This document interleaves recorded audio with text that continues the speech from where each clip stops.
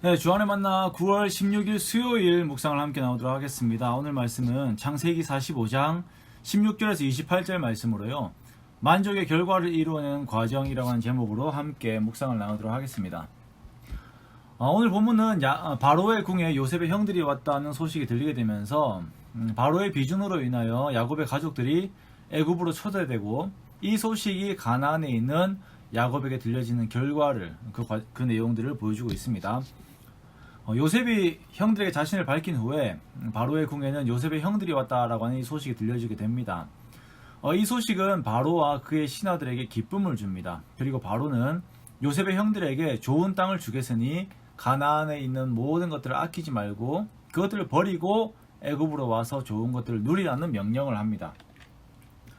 자, 이 대목을 보면 애굽이라고 하는 사회, 그리고 바로의 궁에서 궁이라고 하는 그 사회에서 요셉이라고 하는 인물에 대한 사람들의 평가가 어떠했는지를 알 수 있죠. 먼저는 요셉의 형들이 왔다는 소식이 들리었을 때에 바로와 그의 신하들이 기뻐했다는 것을 우리가 보게 됩니다.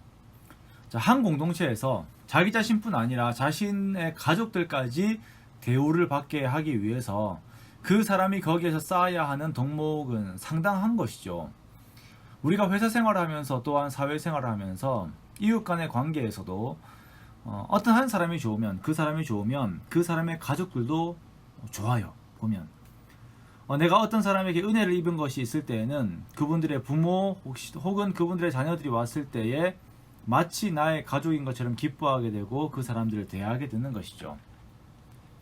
요셉의 형들이 왔을 때에 바로와 그의 신하들이 기뻐할 수 있게 그런 환경을 만들기까지 요셉이 이들에게 행한 성실과 선함이 어땠는지 알 수 있는 한 단면입니다. 성도들의 삶이 이러해야 합니다. 어떤 사람이 싫으면 그 사람의 가족들도 같이 싫어지게 돼요. 그렇기 때문에 내가 나뿐 아니라 나의 가족, 나의 교회를 인정받게 하기 위해서는 이 세상 속에서 그리고 모든 관계들 속에서 끊임없이 거기에 선을 베풀고 덕을 베풀고 사랑을 베풀고 거기에서 성실한 모습들을 보여야 하는 것입니다. 이것이 축복의 통로인 성도들의 삶입니다. 자, 두 번째로 요셉이 그의 삶에서 보여준 덕목은 바로의 명령을 이끌어내었다라는 것을 우리가 볼 수가 있어요. 바로는 형들에게 명령하기를 양식을 싣고 이제 가나안에 가서 요셉의 아버지와 가족들을 이끌고 애굽으로 넘어오라라고 명령합니다. 그러면 애굽에 좋은 땅을 줄 것이고 너희가 기름진 것을 먹는 삶을 살게 될 것이다 라고 이렇게 말하죠. 이 바로의 명령이 바로에게 있어서는 즉흥적인 것일 수 있겠지만 요셉에게는 계획된 것이에요. 10절에 보면 이미 요셉은 고센 땅이라고 하는 좋은 땅을 미리 생각을 해놨어요.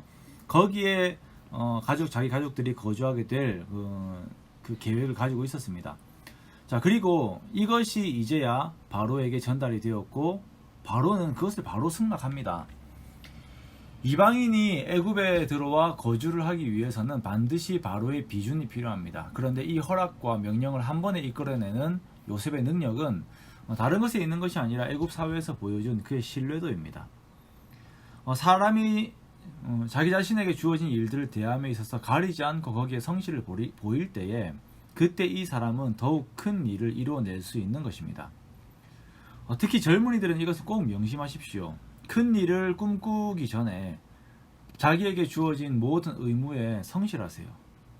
큰 일을 이루겠다라고 그런 사람이 되겠다라고 선언하기 전에 자신의 이부자리에 이불부터 갤 줄 아는 자가 되어야 합니다. 그렇게 아주 작은 것에서부터 자신의 성실함과 정직함이 보여져야 바로의 비준과 같은 큰 일들을 허락받을 수 있는 그런 신뢰할 수 있는 사람이 되는 것입니다.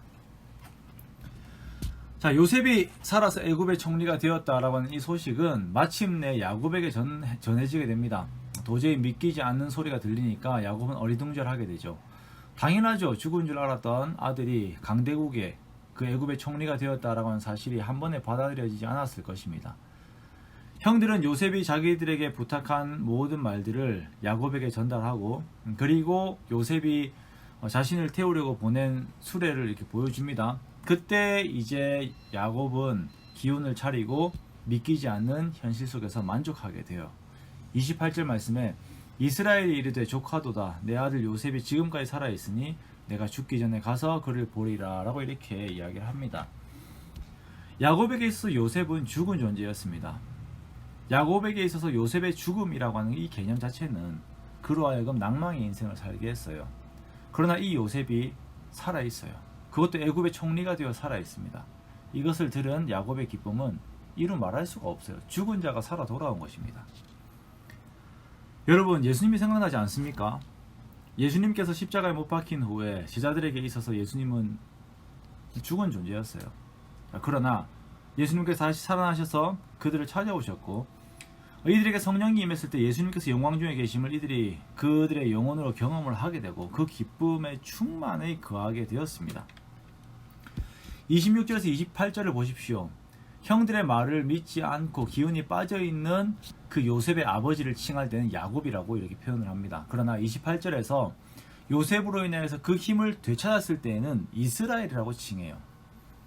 하나님께서 우리에게 원하시는 모습이 이런 것입니다. 세상의 속성으로 발뒤꿈치를 잡고 있는 그런 자리에 있는 것이 아니라 하나님으로 인하여서 힘을 얻는 자, 하나님과 겨루어 이긴 자 이스라엘이 우리의 정체성이 되기 원하시는 것입니다. 야곱의 마음에 죽었던 요셉이 큰 권세와 함께 살아서 돌아온 것처럼 우리 예수님께서 다시 사셔서 큰 권세와 함께 오늘날도 우리와 함께 계심을 항상 믿고 우리의 영혼이, 우리의 육신이, 그리고 우리의 모든 삶이 주께서 주신 모든 힘으로 가득 채워지기를 주님의 이름으로 소원합니다. 요셉이 살았다는 이 기쁜 소식은 야곱의 삶을 달라지게 해요. 요셉이 분명히 살아 있었지만 야곱은 그것을 몰랐거든요. 자신의 한계 속에서 진리가 가리워진 것이죠. 그러나 이제 그 소식이 야곱에게 들리었습니다. 그리고 그의 삶을 바꿨습니다. 우리 역시 날마다 살아계신 주님이 나와 함께 계심을 기억하고 확인하고 그 속에서 힘을 얻읍시다. 요셉과 같은 덕과 성실을 우리가 배우고 또한 야곱과 같은 기쁜 소식에서 힘을 되찾는 우리가 됩시다. 하나님의 진리의 말씀, 그 복음의 효력이 여전히 살아있어서 오늘날 우리와 함께합니다. 이 복음의 능력 속에서 힘과 기쁨 속에 또한 오늘 하루를 살아가는 저 여러분 되시기를 주님의 이름으로 축원합니다.